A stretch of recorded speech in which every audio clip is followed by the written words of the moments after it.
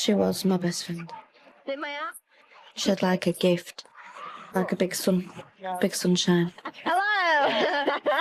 Welcome to my talk show. It's Turkey. The last memory of Leanne I have is when she was setting off to go shopping and she kissed me on the cheek and she laughed because she got lipstick on me again. And she was always doing that. And I sort of went, oh, and rubbed it off. And she walked out the back door. She just said, bye. And I said, bye back. And I said, don't be late for your dinner. And she was gone. There were times when we were feeling pretty much down that she may have been taken and killed, but we really couldn't let ourselves or allow ourselves to believe that. Every day when you don't know, you wake up and wonder, is she going to be coming home today? Tuesday, November 26, 2000 at precisely 3:36 p.m., a CCTV camera caught Sarah White, who was 15, and her best friend, Leanne Tiernan, who was 16, leaving a shopping center in Leeds. They were spending a pleasant day together while they went Christmas shopping early. The girls parted ways after taking a bus back to Bramley. After that, Sarah tried calling Leanne's number, but got no answer. Later, Sarah called Leanne's mother, Sharon, and requested a conversation with Leanne. Leanne wasn't yet home. Sharon informed Sarah. She attempted to contact her daughter's number, but Leanne never answered. Every mother's worst nightmare was that their child would go missing. Leanne was nowhere to be found. Exactly what had happened to her. Welcome back to Cold Cases True Crime, where we cover solved, unsolved, and twisted cases from around the world. Today, we'll look at the troubling case of Leanne Tiernan. Please take a moment to like the video and subscribe to the channel before continuing. So let's begin. This case takes us across the sea to England. There is a small area in West Leeds, West Yorkshire, called Bramley. It is about halfway between Stanley and Kirkstall. The area is a traditional industrial sector with many homes and buildings from the 19th and 20th centuries, including one of the last bathhouses from the Edwardian era that is still standing. Visitors to Bramley Fall Park appreciate the area's lovely surroundings, which include the River Aire that cuts through the northern portion of the region. The town was considered the best area to raise a family by the people because it was connected to Bradford by central roads and trains, and was only 4 miles from Leeds city centre. Michael Tiernan and Sharon Hogshead welcomed Leanne Tiernan into the world on September 27, 1984, at Bramley. The marriage quickly got divorced, but Leanne and her elder sister Michelle continued to live with their mother in Leeds, and Leanne's father continued to play a regular role in both of their lives. Leanne also enjoyed visiting with her grandparents. She would accompany them on their Sunday morning walks to church. Additionally, her uncle gave her the nickname Chocolate Chip Nice because of how much she adores chocolate. Hello! Welcome to my talk show. It's Turkey. A teen having fun. Leanne, a student at West Leeds High School, had been preoccupied with studying for her GCSEs, as well as spending time with her best friend. Sarah Whitehouse, age 15, provided a refreshing change of pace. On Sunday, November 26, 2000, the two wanted to travel to Leeds to do some early Christmas shopping. Initially, the day was sunny and bright. She returned home after attending church with her grandmother and got ready for her trip to the store. Sarah Leanne was dressed in a black and white ribbed polo neck sweater, black pants, and black ankle boots. She then donned her preferred hairstyle and her blue blazer over top. A French twist, gave her mom a kiss, and left to meet up with Sarah. The two boarded a bus for Leeds city centre. By late afternoon, they had finished their shopping and were boarding the bus to return to Bradley. About 4:50 p.m. that afternoon, after getting off the bus, the two friends walked a short distance to Sarah's house before parting ways. Sarah observed Leanne moving in Holly Gill's direction. Her mother had warned her not to use the shortcut at night because it was an unlit trail in a desolate region of woodland, but there was plenty of daylight. Leanne felt secure enough to use the public pathway.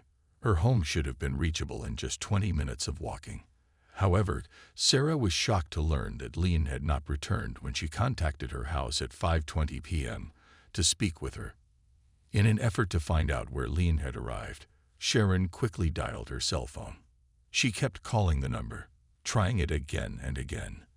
The phone initially started to ring repeatedly before being turned off. And it was actually Sarah wanting to speak to Leanne. So I said, oh, she's not back yet. So I phoned her mobile and it rang on about 20 times and it just cut off. She reported her daughter missing to the neighborhood police department that evening at 7 o'clock. The family went to the neighborhood church that evening to grab flashlights so they could explore the area all night long. Early in the morning, shouts for Lean were heard, but no one responded. No Lean either. Immediately, the West Yorkshire Police Department, led by Detective Superintendent Chris Gregg, began hunting for the missing teen. The area wasn't easy to search. There were more than 700 homes as well as open space, canals through the woods, drainage shafts, and wells. There are lots of places to hide a teen. Although they had a difficult task ahead of them, they were committed to returning Lean unharmed. As search dogs and uniformed police officers made their way from house to house, helicopters buzzed overhead. To protect any potential evidence, the area's trash collection was stopped. A week had passed with no trace of Lean. With the assistance of Lean's 19-year-old sister Michelle and her best friend Sarah, investigators were able to reconstruct Lean's final movements. Michelle stoically followed Lean's sister's footsteps when she disappeared by dressing in the same clothing and walking the same path. I think we were clutching at straws, but we were kind of hoping that she had run away and nothing bad had happened, even though it was so out of character for her. When it appeared on the news, a number of witnesses came forward to inform the authorities that they had seen a man walking his black and tan dog near Holly Gill, just an hour before she got off the bus on her way home. A combined sketch was created and published. The man was described as being stocky, 5'8", with a round face that might have scars. He was observed walking around in a 3/4 length waterproof jacket, soiled pants, and a black woolen cap. The details were made public by the police. The calls started coming in quickly. Every man with a dog was considered a suspect. In the end, 70 dog-owning men were found, although all of them would later be disqualified as suspects. Because the investigation has so few other leads, the case slowly lost interest. However, the general public persisted in supporting the family and their efforts to keep Lean's story in the public eye. Sean Clark, a father of 3 from Leeds, learned of the incident and offered a £10,000 reward for information leading to the safe return of missing teen Lean Tiernan. Iceland Foods, a supermarket, placed Lean's photo and details on milk cartons sold at its stores across the country. The police got numerous tips and potential sightings of Lean in cities as far afield as Doncaster and Blackpool after printed flyers and billboards with the phrase, "Have you seen me?" and an image of her in uniform appeared throughout the town. However, every tip and sighting report brought them closer to finding her. Lean's parents are still being seen on the news, crying and pleading with the public for any aid that could lead them to their daughter. In the homes of everyone who knew and loved her, the holiday season was terribly depressing. For his missing daughter, her father put presents under the Christmas tree. Leonie never opened the Westlife CD Michelle had purchased for her. Months went by while we looked. There were times when we were feeling pretty much down that she may have been taken and killed, but we really couldn't let ourselves or allow ourselves to believe that. Every day when you don't know, you wake up and wonder, is she going to be coming home today? Total, more than 2,000 homes, sheds, and outbuildings in Lean's area were searched. Additionally, they believe she traveled along that route on her way back from the shopping trip. We had to calculate what we would have expected the route to be that she walked, and we call that the red route. The houses along that red route were searched, some 1,200 houses. Police got DNA samples from more than 140 guys in the area and carried out search warrants in different parts of Leeds. The young girl's relatives and friends were still hoping for her safe return, but they were no closer to finding out where she was. However, on August 20, 2001, 9 months after Lean had vanished, An awful discovery in the woods ended all hopes of returning the adolescent home alive. Telephone call from the police to say that they'd found a body in North Yorkshire. 20 August 2001. While Lance's peers returned to the school to pick up their GCSE results, Mark Bisson was walking his 2 dogs in Lindley Woods, a thickly wooded area just inside the North Yorkshire county line, when he came across what looked like a trash pile. He discovered what turned out to be a floral duvet after untying the string holding the duvet together and discovering what appeared to be the outline of a body wrapped in trash bags. I saw a sock, and I realised then that we'd actually found a body. When the police showed up, they completely removed the duvet and 9 large heavy-duty green garbage bags, exposing a fully dressed person. I got the call in the afternoon, and I was told that a girl's body had been found at Lindley Woods. My immediate thoughts were, is this Leanne? 3 yellow cable ties were used to tie its hands behind its back. Investigators removed the black waste bag covering its head and discovered a young woman's rotting face after loosening the leather dog collar that had been tightly fastened around its neck. At the time when they first found out, they couldn't really tell us exactly how she died, but they said that it looked like strangulation. This wasn't the first time a body had been discovered there. Back in 1992, in the same location, Yvonne Fitt's body had also been discovered. Her murderer had never been identified. The investigators hoped that this case would not go in the same direction. With the help of fingerprints, the body of missing adolescent Leanne Tiernan was recognized. She had been strangled to death with a plastic cable tie, according to an autopsy. The search for a missing person had just turned into a murder. Authorities were certain that a local resident had committed the murder. Leanne's body was discovered around 16 miles from her last known location. The yellow cable ties that were used to tie her hands together were also products of the British Postal Service, either the Royal Mail or the Parcel Force. Finally, there were 2 Morrison's grocery stores nearby, and they provided the green trash bags that Leanne had been wrapped in. In the hopes of discovering a match, DNA samples were gathered from known local sex offenders as well as family members and friends. Additionally, they carried out a fingertip search that covered an area of more than 20,000 square meters in the dense woodland where Leanne's body had been buried. Leanne was laid to rest on September 28, the day after what would have been her 17th birthday.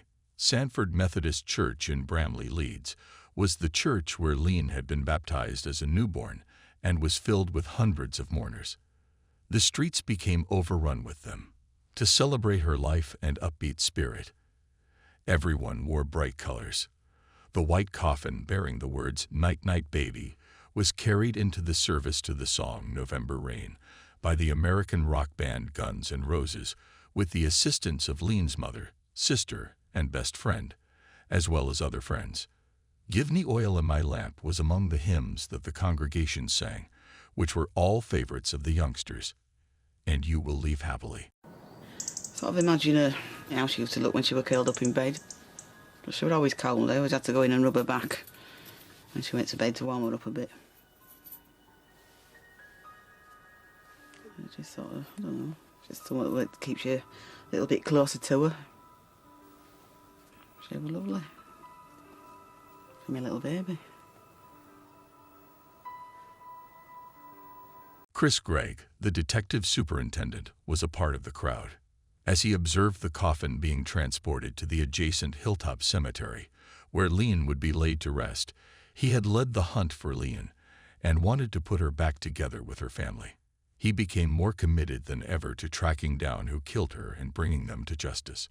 Investigators were still confused about where Leanne's body had been found. It was a place that had undergone a thorough search. Additionally, her body didn't exhibit the indications of a 9-month decomposition. The identical ponytail, hair tie, and hair clips from when she vanished were still in her hair. Following a test on samples of the cardiac tissue, her body had been held in cold storage for months, according to the medical examiner, who also determined that she had been slain the day she had been abducted. Several days before she was discovered at the dump, she had been covered in a blanket and left in a public waste area as the murderer tried to dispose of her body. It's likely that the murderer wanted her body dumped. He was mistaken. The best thing was that a ton of forensic information and DNA had been preserved because of how expertly he had concealed the body. The police prayed for a quick break that would help them catch the murderer. When the results showed that additional DNA had been discovered on her body, their hopes were dashed. They made the decision to conduct an investigation into the items that had been found on Lean. Authorities discovered dog hair on Lean's clothes. They believed that by obtaining the pet's DNA profile, they could find the murderer. The hairs were delivered to a university in Texas that had created a method for DNA fingerprinting pedigreed animals. A partial DNA profile of a dog could only be created by the university. This was the first case in which a dog's DNA profile was obtained in Britain without a dog to compare it to. The outcome was shelved. The knit scarf that was discovered around Lean's neck offered hope. The knot has human hair strands in it. These samples were tested for DNA, and using the minuscule amounts of DNA found inside the hair shaft, they were able to produce a DNA profile. Investigators then focused on the dog collar that was used to encircle her neck with the black garbage bag. It was produced by Armitage Leather Products, a Nottingham-based company.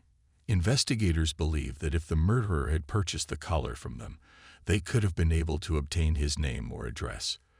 When they got in touch with the business, they learned that it sold to 220 different wholesalers in Britain and gave the police copies of its sales records. Investigators started the difficult work of getting in touch with each of them and inquiring if they had logged any sales to the West Yorkshire city of Leeds. They hit pay dirt at the 112th call. Pepe Jamas was the name of that company. They were a mail-order business based in Liverpool that sold 3 Armitage leather dog collars in Leeds. Investigators were given information on the 3 clients, and they started to check into their backgrounds. One of them emerged as a suspect right away. He lived in Bramley, not far from where Lean had been last seen, and went by the name of John Taylor. Saw that from Bramley area in Leeds, some 3/4 of a mile away from where Leanne disappeared, was the name John Taylor. His name had already surfaced throughout the investigation after Lean's body was found. He was described by witnesses as someone who frequently spent time in the woods with his dog. By the time they were going to interview him, he had claimed that his dog had passed away before Lean's murder. Had Taylor killed the animal in order to remove evidence? Who was John Taylor? Can you tell me how often you visited Huffley Gill?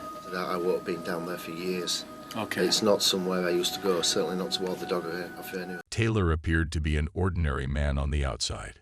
He was a 45-year-old guy who drove a delivery truck for the Royal Mail Division Parcel Force. When he was 15 years old, he was only found guilty of stealing a suit.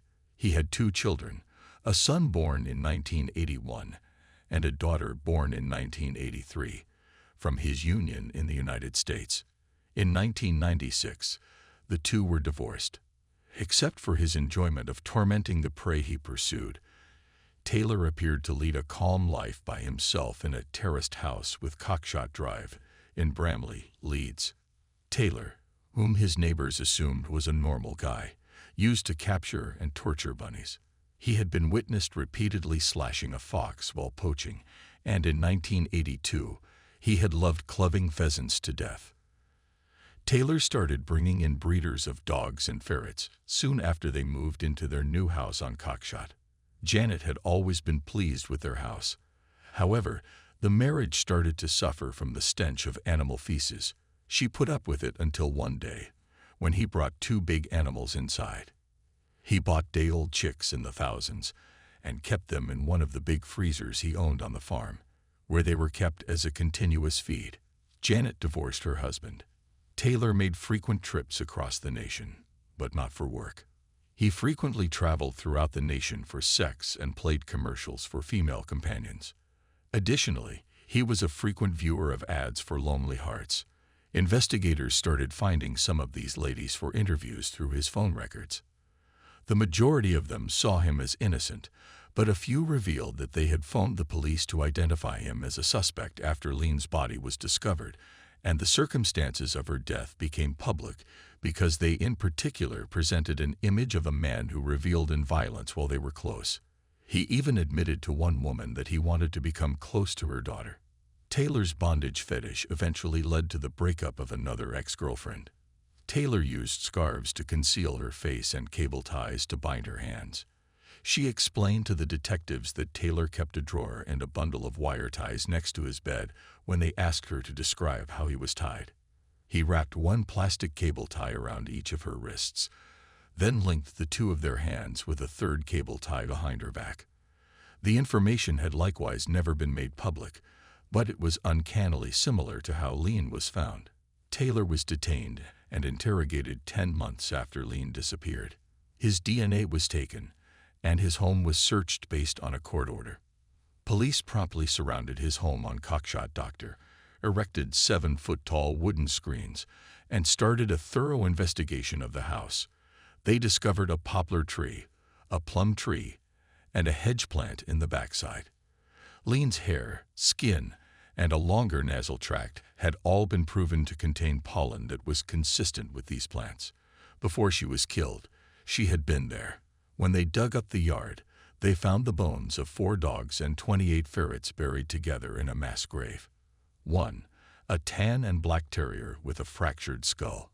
When Taylor discovered the police were seeking a man with a dog, he might have killed the dog to conceal his identity. When the terrier's hairs were examined, they matched the hairs discovered on Lean's body. The carpet had been removed from the home. But upon closer examination, investigators discovered some pink carpet fibers entangled with floorboard nails. These fibers were discovered to be an exact duplicate of those discovered on Lean's body. Lean's blood was also discovered on the house's subfloor. The twine used to bind the green trash bags around Lean's body was identified as coming from a Devon manufacturer. They told the investigators that they made a small batch of nets specifically for trapping rabbits. The twine used to wrap Lean's body exactly matched the batch that was discovered at Taylor's house. They also discovered a lot of yellow zip ties at his home. The yellow zip ties, as opposed to the standard ones, are made for the Royal Mail by an Italian company. Taylor could easily get his hands on them because he worked for the Royal Mail's parcel force. The police also found the exact same trash bag wrapped around a nail in Tyler's kitchen. On the premises, there were also 3 enormous freezers. Taylor at first denied knowing Lean or having any contact with her. Detectives approached him with all of the information they had gathered. Although he acknowledged kidnapping Lean, he insisted her death was the result of an accident. Taylor said that there had been a struggle after he successfully led Lean into the home, during which she had fallen and struck her head. There was no sign of a fall, yet she passed pretty much instantly. Taylor was unable to explain why Lean had been bound with wire ties and strangled. Finally, the truth of what had occurred to Lean that evening could be more clearly understood by the investigators. Lean was in the wrong spot at the wrong moment. Taylor grabbed her from behind as she made her way alone down Howley Gill's dark trail. Nevertheless, there were no witnesses. Somebody allegedly heard a muffled scream, which was later confirmed. Taylor put his hand over her mouth, blinded her with a scarf, wrapped a coat around her, and walked her to his house, which was 22 minutes away. He strangled her there with a zip tie and a wool scarf after tying her hands behind her back and placing her in an ancient church seat in his kitchen. Then, for several months, he stored her body in a freezer in his kitchen. His friends noticed an upright freezer had mysteriously vanished from his kitchen just before Lean's death was discovered. It may have malfunctioned, and Taylor may have made the fateful decision to dispose of Lean's body, which resulted in his arrest, according to investigators.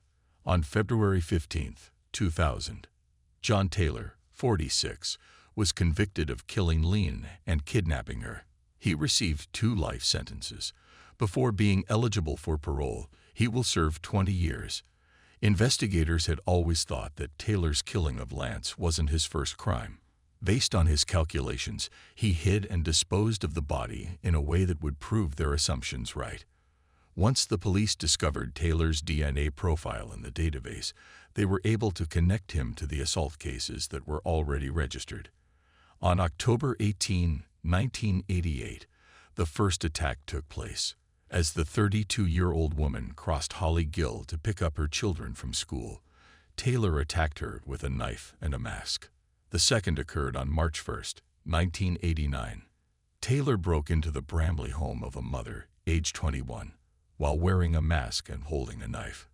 He attacked her after dragging her into her bedroom. Her 18-month-old daughter sobbed in the next room as she was assaulted, stripped, blindfolded, and muzzled. Taylor was given an extra 2 terms. In the years that followed, police looked at dead cases across the country that were similar to Lean's. When Taylor admitted to committing yet another string of violent crimes against 5 women between 1977 and 1996, the full scope of his heinous crimes became apparent. He also forced a pregnant woman to perform an act while holding a knife to her throat in 1977. He attacked a bartender just before Christmas. Taylor admitted to these assaults and was given a life sentence. John Taylor will spend the rest of his life behind bars, never seeing the outside world. He is spending his time at Wakefield Maximum Security Prison, also known as Monster Mansion. Many infamous offenders who have committed heinous crimes reside there. It's not very nice sitting there knowing that somebody's actually done this to your child. I do feel a kind of connection with families that are actually in a position that I was in before they actually caught John Taylor. The fact that I actually know who killed Leanne didn't make things any easier for me.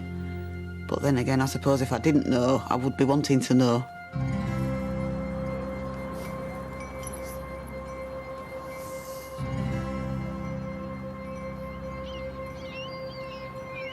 Nearly 10 cold case murder cases that have been revived have Taylor as a suspect. 100 yards from where Lean's body was thrown in 1992, 33-year-old Yvonne Fitt's body was discovered in a shallow grave, and she was murdered. The disappearance of 13-year-old Lindsay Reimer, who had gone out to perform an errand. She resided not more than 20 miles from Bramley and Taylor's house.